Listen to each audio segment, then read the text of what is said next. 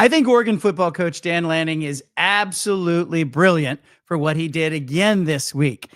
For the third time since I can remember, Lanning has come out and said, hey, I'm not going anywhere. And Oregon fans are celebrating, and college football fans in other places are going, hey, why can't my coach be like that?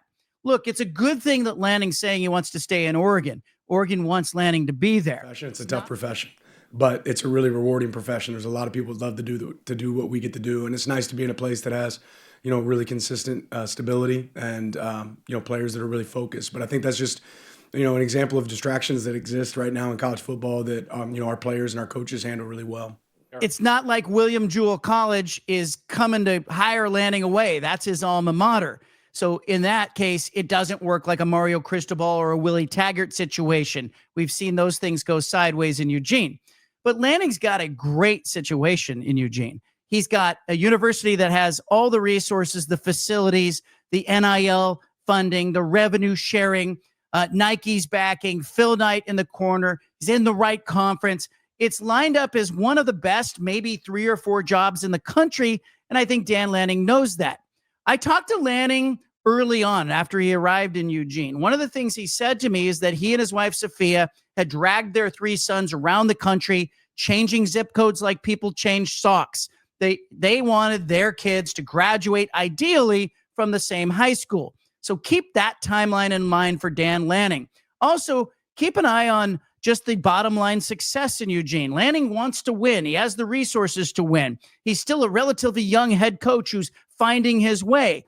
And all of the recruiting classes and all of the learning and the growth curve that he's had personally sort of points toward 2026 being kind of the year that it all falls in place for Lanning. So yes, I think the grass is greener. It sings, right? When Alabama has an opening or Auburn has an opening or people are rumored, hey, look at the opening at Florida or LSU or other places over the years. Everyone starts to talk about the coaches who have had success. But if you're being real, Dan Lanning, he knows he's got it good at Oregon. He knows there's probably maybe 1 or 2 jobs that you could argue are better than the Oregon job right now out there. Maybe Ohio State. Is that a better job? Certainly there's not the media scrutiny or the expectations in Eugene that you've got in other places. So I think Dan Lanning's got it all lined up right. And I think it's really smart for him to come out and talk so effusively about being happy.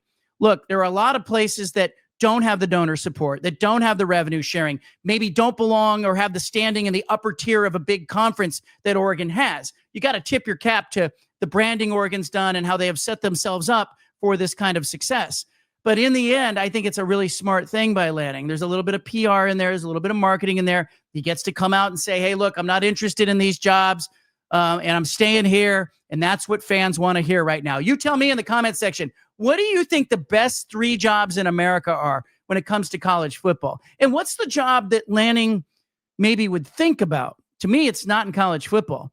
To me, the conversations I've had with Lanning about him going to Arrowhead Stadium as a kid, remembering the hot chocolate he had at the game, remembering riding to the game in his dad's pickup truck with his brother there and going into Arrowhead Stadium and watching Derek Brooks play. Like if Andy Reid ever retires in Kansas City, maybe Dan Lanning, that's a job that would call his name. But I first and foremost think it's those 3 kids of his. Get through high school, graduate from the same high school. As long as Oregon continues to win, the Ducks are going to want Dan Lanning. And I think Dan Lanning and his wife are going to want to be in Eugene.